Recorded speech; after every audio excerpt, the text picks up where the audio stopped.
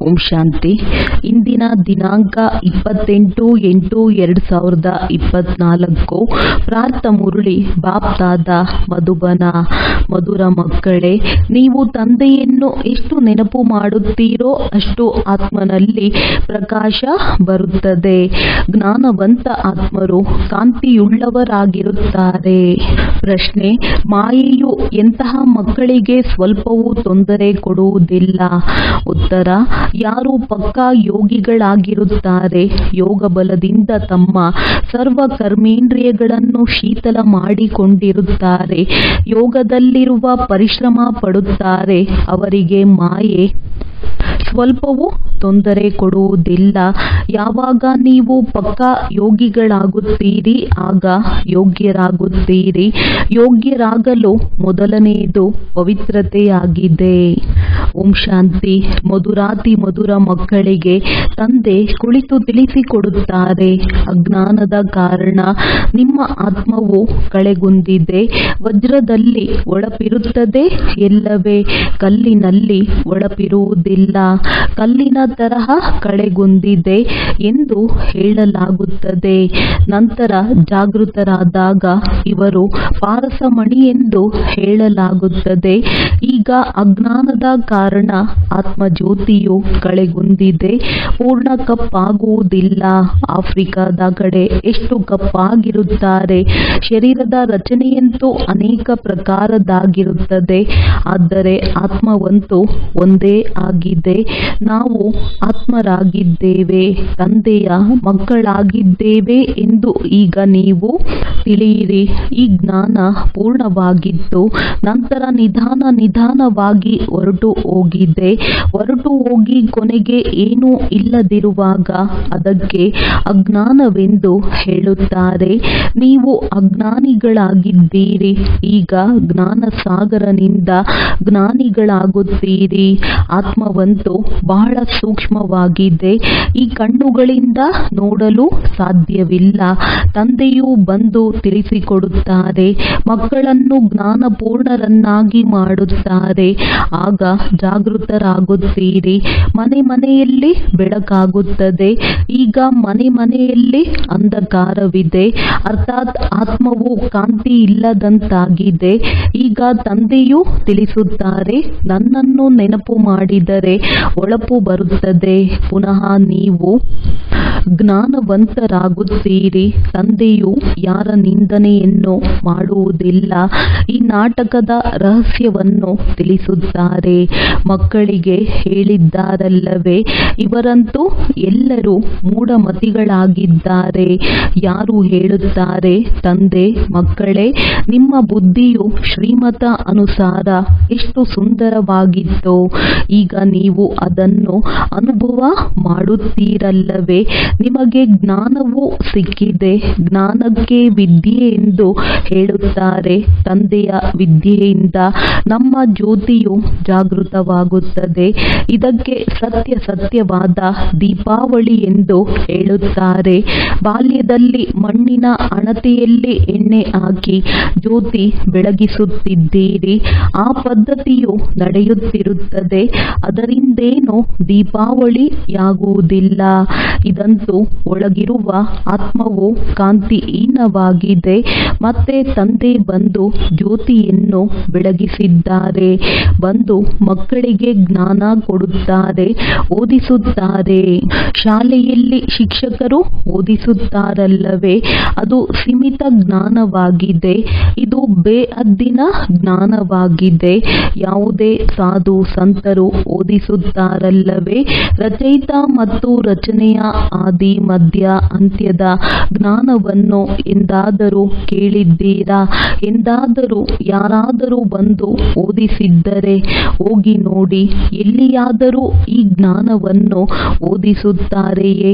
ಕೇವಲ ಒಬ್ಬ ತಂದೆ ಮಾತ್ರ ಓದಿಸುತ್ತಾರೆ. ಆದ್ದರಿಂದ ಅವರ ಬಳಿ ಓದಬೇಕು. ತಂದೆಯು ಅನಾಯಾಸವಾಗಿಯೇ ಬರುತ್ತಾರೆ. ನಾನು ಬರುತ್ತಿದ್ದೇನೆಂದು ಡಂಗೂರವನ್ನು ಓಡಿಸುತ್ತಾರೇನೋ, ಅನಾಯಾಸವಾಗಿಯೇ ಬಂದು ಪ್ರವೇಶ ಮಾಡುತ್ತಾರೆ.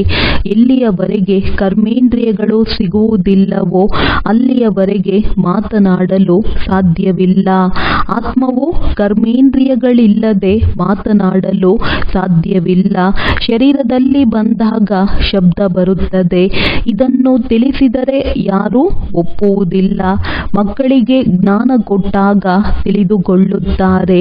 ಈ ಜ್ಞಾನವನ್ನು ಒಬ್ಬ ತಂದೆಯ ವಿನಃ ಯಾರೂ ಕೊಡಲು ಸಾಧ್ಯವಿಲ್ಲ. ವಿನಾಶದ ಸಾಕ್ಷಾತ್ಕಾರವನ್ನು ಸಹ ಯಾರೂ ಬಯಸುವುದಿಲ್ಲ. ಇದನ್ನು ತಂದೆಯೇ ಬಂದು ಸಾಕ್ಷಾತ್ಕಾರ ಮಾಡಿಸುತ್ತಾರೆ. ನಾಟಕದನುಸಾರ ಈಗ ಹಳೆಯ ಪ್ರಪಂಚವು ಸಮಾಪ್ತಿಯಾಗಲಿದೆ, ಹೊಸ ಪ್ರಪಂಚವು ಸ್ಥಾಪನೆಯಾಗುತ್ತಿದೆ. ಯಾರು ತಂದೆಯಿಂದ ಜ್ಞಾನ ತೆಗೆದುಕೊಳ್ಳಬೇಕಾಗಿದೆಯೋ ಅವರು ಬರುತ್ತಿರುತ್ತಾರೆ. ಎಷ್ಟು ಜನರಿಗೆ ಜ್ಞಾನವನ್ನು ಕೊಟ್ಟಿರಬಹುದು? ಲೆಕ್ಕವಿಲ್ಲದಷ್ಟು ಹಳ್ಳಿಗಳಿಂದ ಅನೇಕರು ಬರುತ್ತಾರೆ.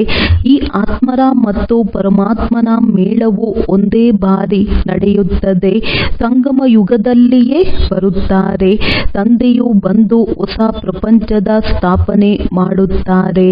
ಯಾರು ತಮ್ಮ ಜ್ಯೋತಿಯನ್ನು ಬೆಳಗಿಸಿಕೊಂಡಿರುತ್ತಾರೆ ಅವರೇ ಹೋಗಿ ಅನ್ಯರ ಜ್ಯೋತಿಯನ್ನು ಬೆಳಗಿಸುತ್ತಾರೆ. ಈಗ ಹಿಂತಿರುಗಿ ಹೋಗಬೇಕಾಗಿದೆ. ಇದರಲ್ಲಿ ಬುದ್ಧಿಯಿಂದ ಕೆಲಸ ತೆಗೆದುಕೊಳ್ಳಬೇಕಾಗುತ್ತದೆ. ಭಕ್ತಿ ಮಾರ್ಗದಲ್ಲಿ ಅಂಧಕಾರವಿದೆ. ಜ್ಞಾನ ಕೊಡುವವರು ಒಬ್ಬ ತಂದೆ ಮಾತ್ರ ಆಗಿದ್ದಾರೆ. ಅವರು ಬರುವುದೇ ಸಂಗಮ ಯುಗದಲ್ಲಿ. ಹಳೆಯ ಪ್ರಪಂಚದಲ್ಲಿ ಜ್ಞಾನ ಸಿಗಲು ಸಾಧ್ಯವಿಲ್ಲ. ಇನ್ನೂ 40,000 ವರ್ಷಗಳಿವೆ ಎಂದು ಮನುಷ್ಯರ ಬುದ್ಧಿಯಲ್ಲಿದೆ. ಆದ್ದರಿಂದ ಸಂಪೂರ್ಣ ಘೋರ ಅಂಧಕಾರದಲ್ಲಿದ್ದಾರೆ.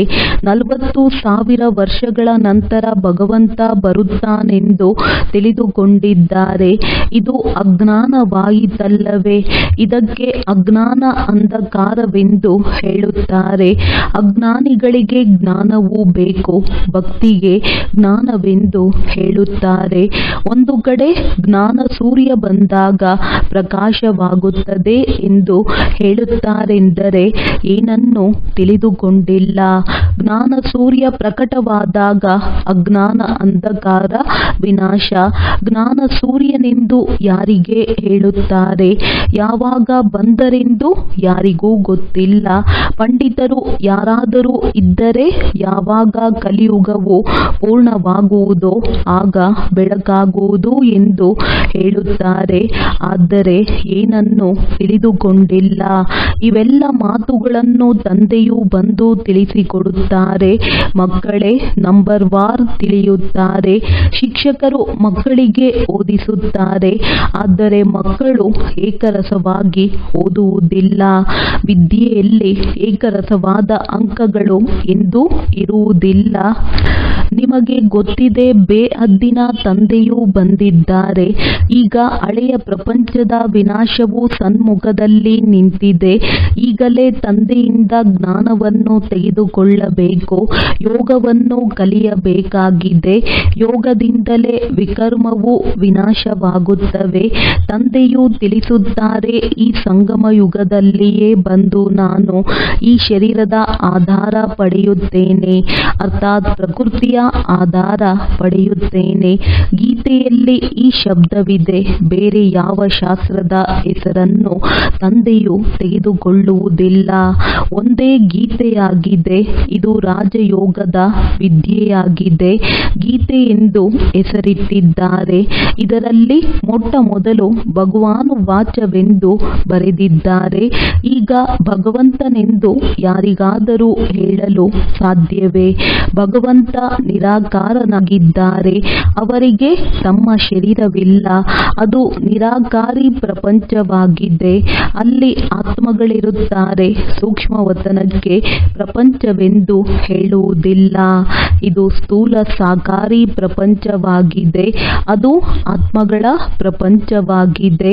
ಆಟವೆಲ್ಲವೂ ಇಲ್ಲಿಯೇ ನಡೆಯುತ್ತದೆ. ನಿರಾಕಾರಿ ಆತ್ಮ ಎಷ್ಟು ಸೂಕ್ಷ್ಮವಾಗಿದೆ.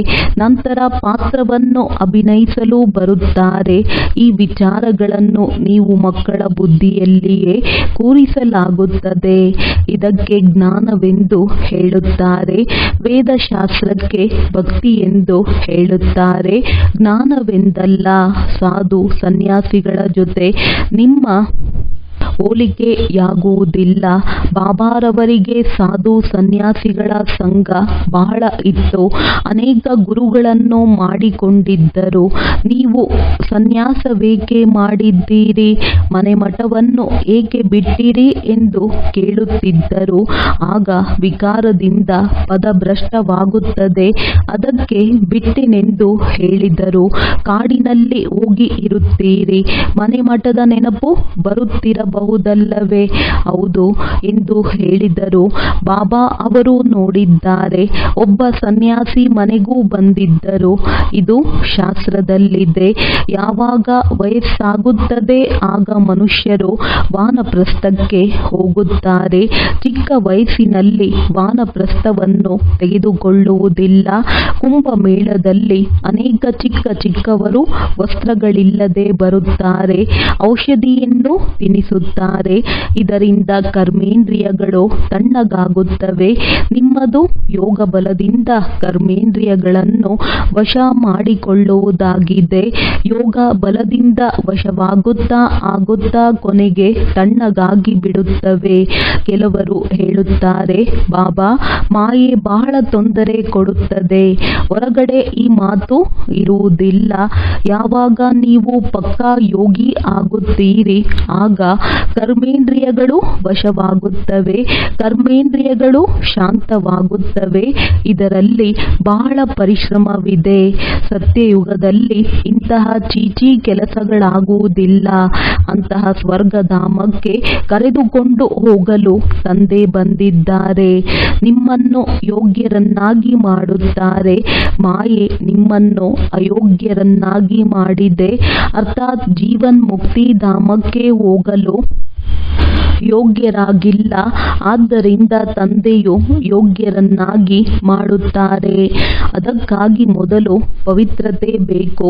ಬಾಬಾ, ನಾವು ಪತಿತರಾಗಿದ್ದೇವೆ, ನಮ್ಮನ್ನು ಪಾವನ ಮಾಡಿ ಎಂದು ಹಾಡುತ್ತಾರೆ. ಪಾವನರೆಂದರೆ ಪವಿತ್ರರು.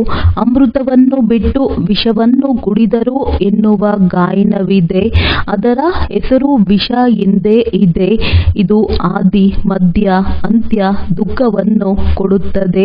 ಇದು ಸಹ ನಾಟಕದಲ್ಲಿ ನಿಗದಿಯಾಗಿದೆ. ತಂದೆಯು ಕಲ್ಪ ಕಲ್ಪ ಎಷ್ಟೊಂದು ಬಾರಿ ಬಂದಿದ್ದಾರೆ. ಬಂದು ನೀವು ಮಕ್ಕಳೊಂದಿಗೆ ಮಿಲನ ಮಾಡಿದ್ದಾರೆ. ನಿಮ್ಮನ್ನು ಕನಿಷ್ಠರಿಂದ ಉತ್ತಮ ಪುರುಷರನ್ನಾಗಿ ಮಾಡುತ್ತಾರೆ. ಆತ್ಮವು ಪವಿತ್ರವಾದಾಗ ಆಯುಷ್ಯ ದೀರ್ಘವಾಗುತ್ತದೆ. ಆರೋಗ್ಯ, ಐಶ್ವರ್ಯ, ಸಂತೋಷ ಎಲ್ಲವೂ ಸಿಗುತ್ತದೆ. ಇದನ್ನು ನೀವು ಬೋರ್ಡಿನ ಮೇಲೆ ಬರೆಯಿರಿ. ಆರೋಗ್ಯ, ಐಶ್ವರ್ಯ, ಸಂತೋಷವನ್ನು ಪಡೆಯಬಹುದಾಗಿದೆ. ತಂದೆಯಿಂದ 21 ಜನ್ಮಗಳಿಗಾಗಿ ಈ ಆಸ್ತಿಯು ಸಿಗುತ್ತದೆ. ಕೆಲವು ಮಕ್ಕಳು ಬೋರ್ಡ್ ಹಾಕಲು ಹೆದರುತ್ತಾರೆ. ಬೋರ್ಡ್ ಎಲ್ಲರ ಮನೆಯ ಮುಂದೆ ಇರುತ್ತದೆ. ನೀವಂತೂ ಸರ್ಜನ್ನ ಮಕ್ಕಳಾಗಿದ್ದೀರಿ. ನಿಮಗೆ ಆರೋಗ್ಯ, ಐಶ್ವರ್ಯ, ಸಂತೋಷ ಎಲ್ಲವೂ ಸಿಗುತ್ತದೆ. ಅಂದ ಮೇಲೆ ನೀವು ಅನ್ಯರಿಗೂ ಕೊಡಿ. ನೀವು ಕೊಡಲು ಸಾಧ್ಯವಿದೆ ಅಂದ ಮೇಲೆ ಬೋರ್ಡ್ ಏಕೆ ಹಾಕುವುದಿಲ್ಲ? ಇದರಿಂದ ಮನುಷ್ಯರು ಬಂದು ತಿಳಿದುಕೊಳ್ಳಲಿ. ಭಾರತದಲ್ಲಿ 5000 ವರ್ಷಗಳ ಮೊದಲು ಆರೋಗ್ಯ, ಐಶ್ವರ್ಯ, ಪವಿತ್ರತೆ ಇತ್ತು. 1 ಸೆಕೆಂಡಿಗೆ ಜಗತ್ತಿನಲ್ಲಿ ಬೇಅದ್ದಿನ ತಂದೆಯಿಂದ ಆಸ್ತಿಯೂ ಸಿಗುತ್ತದೆ. ನಿಮ್ಮ ಬಳಿ ಅನೇಕರು ಬರುತ್ತಾರೆ. ನೀವು ಕುಳಿತು ತಿಳಿಸಿಕೊಡಿ. ಇದೇ ಭಾರತವು ಚಿನ್ನದ ಪಕ್ಷಿಯಾಗಿತ್ತು. ಲಕ್ಷ್ಮೀ ನಾರಾಯಣರ ರಾಜ್ಯವಿತ್ತು. ಮತ್ತೆ ಅವರು ಎಲ್ಲಿಗೆ ಹೋದರು? 84 ಜನ್ಮಗಳನ್ನು ಮೊದಲು ಇವರೇ ತೆಗೆದುಕೊಳ್ಳುತ್ತಾರೆ. ಇವರು ನಂಬರ್ 1 ಆಗಿದ್ದಾರಲ್ಲವೇ? ಪುನಃ ಇವರೇ ಕೊನೆಯಲ್ಲಿ ಬರುತ್ತಾರೆ. ತಂದೆಯು ತಿಳಿಸುತ್ತಾರೆ, ಈಗ ನಿಮ್ಮ 84 ಜನ್ಮಗಳ ಚಕ್ರವು ಮುಕ್ತಾಯವಾಯಿತು. ಪುನಃ ಪ್ರಾರಂಭವಾಗುತ್ತದೆ. ಬೇಅದ್ದಿನ ತಂದೆಯೇ ಈ ಪದವಿಯನ್ನು ಪ್ರಾಪ್ತಿ ಮಾಡಿಸುತ್ತಾರೆ. ಕೇವಲ ತಿಳಿಸುತ್ತಾರೆ, ಮಕ್ಕಳೇ, ನೀವು ನನ್ನನ್ನು ನೆನಪು ಮಾಡಿ, ಆಗ ಪಾವನರಾಗುತ್ತೀರಿ. 84 ಜನ್ಮಗಳನ್ನು ಅರಿತುಕೊಂಡು ತಂದೆಯಿಂದ ಆಸ್ತಿಯನ್ನು ಪಡೆಯಬೇಕಾಗಿದೆ. ಆದರೆ ವಿದ್ಯೆಯಂತೂ ಬೇಕಲ್ಲವೇ? ನಿಮಗೆ ಸ್ವದರ್ಶನ ಚಕ್ರಧಾರಿಗಳೆಂದು ಹೇಳುತ್ತಾರೆ. ಹೊಸಬರಂತೂ ತಿಳಿದುಕೊಳ್ಳಲು ಆಗುವುದಿಲ್ಲ. ನಿಮಗೆ ಗೊತ್ತಿದೆ, ಆತ್ಮಕ್ಕೆ ಸ್ವ ಎಂದು ಹೇಳುತ್ತಾರೆ. ನಾವು ಆತ್ಮರು ಪವಿತ್ರವಾಗಿದ್ದೆವು. ಪ್ರಾರಂಭದಿಂದ 84 ಜನ್ಮಗಳ ಚಕ್ರವನ್ನು ಸುತ್ತಿದೆವು. ಇದನ್ನೂ ಸಹ ತಂದೆಯು ತಿಳಿಸುತ್ತಾರೆ. ನೀವೇ ಮೊಟ್ಟ ಮೊದಲು ಶಿವನ ಭಕ್ತಿಯನ್ನು ಪ್ರಾರಂಭ ಮಾಡಿದ್ದೀರಿ. ನೀವಂತೂ ಅವ್ಯಭಿಚಾರಿ ಭಕ್ತರಾಗಿದ್ದೀರಿ. ತಂದೆಯ ವಿನಃ ಈ ಮಾತನ್ನು ಯಾರೂ ತಿಳಿಸಲು ಸಾಧ್ಯವಿಲ್ಲ. ತಂದೆಯು ತಿಳಿಸುತ್ತಾರೆ, ಮಧುರಾತಿ ಮಧುರ ಮಕ್ಕಳೇ, ನೀವು ಮೊಟ್ಟ ಮೊದಲು ಇಂತಹ ಜನ್ಮವನ್ನು ತೆಗೆದುಕೊಂಡಿರಿ. ಹೇಗೆ ಯಾರಾದರೂ ಸಾಹುಕಾರರಾಗಿದ್ದರೆ ಇಂದಿನ ಜನ್ಮದಲ್ಲಿ ಇವರು ಒಳ್ಳೆಯ ಕರ್ಮ ಮಾಡಿದರು ಎಂದು ಹೇಳುತ್ತಾರೆ. ರೋಗಿಯಾಗಿದ್ದರೆ ಇವರದ್ದು ಇಂದಿನ ಜನ್ಮದ ಲೆಕ್ಕಾಚಾರವಾಗಿದೆ ಎಂದು ಹೇಳುತ್ತಾರೆ. ಹಾಗಾದರೆ ಈ ಲಕ್ಷ್ಮೀನಾರಾಯಣರು ಎಂತಹ ಕರ್ಮ ಮಾಡಿದರು? ಇದನ್ನು ತಂದೆಯೇ ತಿಳಿಸುತ್ತಾರೆ. ಇವರ 84 ಜನ್ಮಗಳು ಈಗ ಮುಕ್ತಾಯವಾಯಿತು. ಈಗ ಮತ್ತೆ ಮೊದಲಿನವರಾಗಿ ಬರಬೇಕಾಗಿದೆ. ಭಗವಂತನು ಸಂಗಮ ಯುಗದಲ್ಲಿಯೇ ಬಂದು ರಾಜಯೋಗವನ್ನು ಕಲಿಸುತ್ತಾರೆ. ಈಗ ನೀವು ಸಹ ತಿಳಿದುಕೊಳ್ಳುತ್ತೀರಿ, ತಂದೆಯು ಬಂದು ರಾಜಯೋಗ ಕಲಿಸುತ್ತಿದ್ದಾರೆ.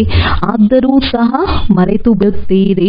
ಕರ್ಮ ಮತ್ತು ವಿಕರ್ಮದ ಗುಹ್ಯ ಗತಿಯನ್ನು ಸಹ ತಂದೆಯು ನಿಮಗೆ ತಿಳಿಸಿಟ್ಟಿದ್ದಾರೆ. ರಾವಣನ ರಾಜ್ಯದಲ್ಲಿ ನಿಮ್ಮ ಕರ್ಮಗಳು ವಿಕರ್ಮಗಳಾಗುತ್ತವೆ. ಸತ್ಯಯುಗದಲ್ಲಿ ಕರ್ಮವು ಅಕರ್ಮವಾಗುತ್ತದೆ. ಅಲ್ಲಿ ರಾವಣ ರಾಜ್ಯವಿರುವುದೇ ಇಲ್ಲ, ವಿಕಾರವಿರುವುದೇ ಇಲ್ಲ. ಅಲ್ಲಿ ಯೋಗ ಬಲವಿರುತ್ತದೆ.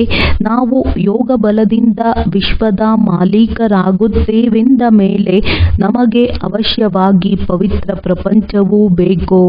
ಹಳೆಯ ಪ್ರಪಂಚಕ್ಕೆ ಪತಿತ ಪ್ರಪಂಚ ಮತ್ತು ಹೊಸ ಪ್ರಪಂಚಕ್ಕೆ ಪಾವನ ಪ್ರಪಂಚವೆಂದು ಹೇಳುತ್ತಾರೆ. ಅದು ನಿರ್ವಿಕಾರಿ ಪ್ರಪಂಚವಾಗಿದೆ. ಇದು ವಿಕಾರಿ ಪ್ರಪಂಚವಾಗಿದೆ. ತಂದೆಯು ಬಂದು ವೇಶ್ಯಾಲಯವನ್ನು ಶಿವಾಲಯವನ್ನಾಗಿ ಮಾಡುತ್ತಾರೆ. ಸತ್ಯಯುಗವು ಶಿವಾಲಯವಾಗಿದೆ. ತಂದೆಯು ಬಂದು ನಿಮ್ಮನ್ನು ಸತ್ಯಯುಗಕ್ಕೆ ಯೋಗ್ಯರನ್ನಾಗಿ ಮಾಡುತ್ತಿದ್ದಾರೆ. ಲಕ್ಷ್ಮೀ ನಾರಾಯಣರ ಮಂದಿರಕ್ಕೆ ಹೋಗಿ ನೀವು ಕೇಳಬಹುದು, ಇವರು ಇಂತಹ ಪದವಿಯನ್ನು ಹೇಗೆ ಪಡೆದರು? ವಿಶ್ವದ ಮಾಲೀಕರು ಹೇಗಾದರು ಎಂದು ತಮಗೆ ಗೊತ್ತಿದೆಯೇ? ತಂದೆಯು ತಿಳಿಸುತ್ತಾರೆ, ನಿಮಗೆ ಗೊತ್ತಿದೆ, ನಾನು ತಿಳಿಸಿಕೊಂಡಿದ್ದೇನೆ. ನೀವು ತಂದೆಯ ಮಕ್ಕಳು ಹೇಳಬಲ್ಲಿರಿ. ಇವರು ಇಂತಹ ಪದವಿಯನ್ನು ಹೇಗೆ ಪಡೆದರೆಂಬುದನ್ನು ನಾವು ತಮಗೆ ತಿಳಿಸುತ್ತೇವೆ. ಇವರೇ ಪೂರ್ಣ 84 ಜನ್ಮಗಳನ್ನು ತೆಗೆದುಕೊಂಡರು. ಇದೇ ಪುರುಷೋತ್ತಮ ಸಂಗಮ ಯುಗದಲ್ಲಿ ತಂದೆಯು ಬಂದು ರಾಜಯೋಗವನ್ನು ಕಲಿಸುತ್ತಾರೆ ಮತ್ತು ರಾಜ್ಯ ಭಾಗ್ಯವನ್ನು ಕೊಡುತ್ತಾರೆ. ಅದಕ್ಕೆ ಮೊದಲು ನಂಬರ್ 1 ಪತಿತರಾಗಿದ್ದರು. ನಂತರ ನಂಬರ್ 1 ಪಾವನರಾದರೂ ಇಡೀ ರಾಜಧಾನಿ ಇದೆಯಲ್ಲವೇ? ನಿಮ್ಮ ಚಿತ್ರಗಳಲ್ಲಿ ಇವರಿಗೆ ರಾಜಯೋಗ ಯಾರು ಕಲಿಸಿದರೆಂದು ಸ್ಪಷ್ಟವಾಗಿದೆ.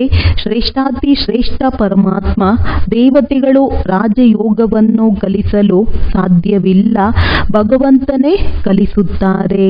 ಅವರಿಗೆ ಜ್ಞಾನಸಾಗರನೆಂದು ಹೇಳುತ್ತಾರೆ, ತಂದೆ, ಶಿಕ್ಷಕ, ಸದ್ಗುರು ಎಂದು ಹೇಳುತ್ತಾರೆ.